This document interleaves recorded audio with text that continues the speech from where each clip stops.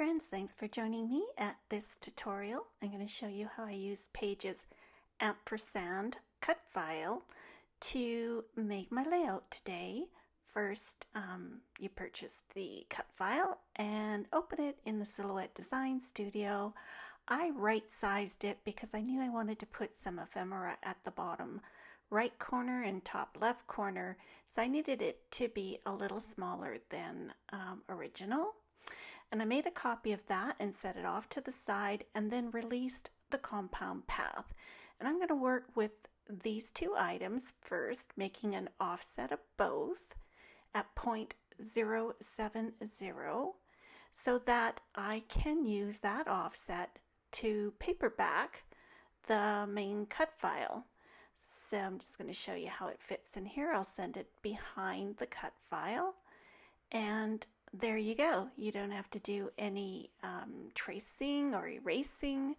This is how I paperback, my cut files, and it's so much faster, and I can spend time enjoying just the paper selection and stitching, which you can find on my blog today.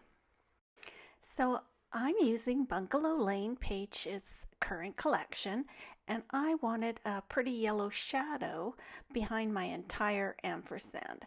So using the same pieces, I'm going to edit them with the point edit tool. You can get these dots on your the cut file piece that you're working with just by double clicking on it.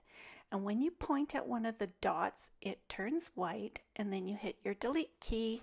And I'm doing this just to make this cut file, which I'm going to cut out of yellow paper, just a little smoother, and I want to be sure that it fills up behind the cut file.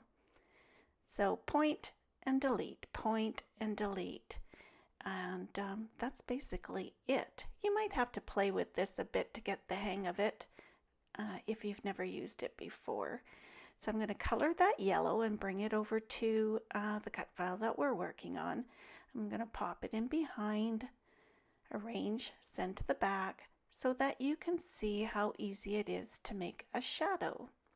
So that space in the leaf, you're not going to see the yellow part behind it because it's going to be paperbacked with green because it's a leaf. And I'll just continue to show this method here. Point and delete, point and delete. I'm just going to make this part of the cut file a little fuller so that when I cut it from yellow paper and fit it in behind, it meets up behind the leaves. And that's what I want. So let's color it, or well, yes, yellow.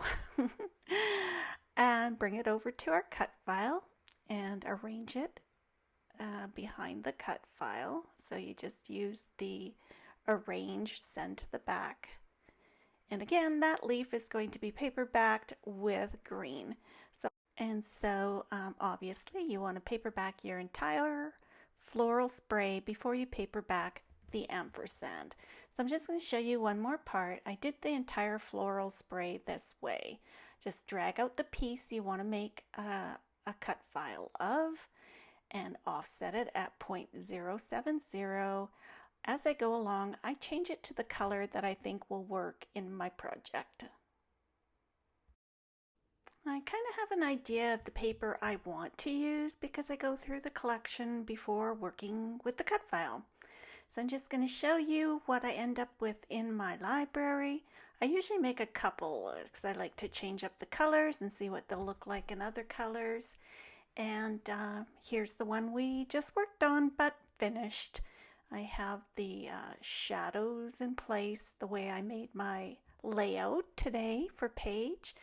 And I actually cut off those leaves because I added on top the stitch flowers from the ephemera pack. So there's the shadow. I just showed you how I made it. And all the backing pieces behind the white cut file. I cut that out of white AC cardstock. I set my blade to 3, my force to 30, and I slow the speed down always when I cut to 2. That's just a personal preference. So that's how I save it in my library for next time. Hope you found this tutorial helpful, and we'll see you again soon. Bye bye.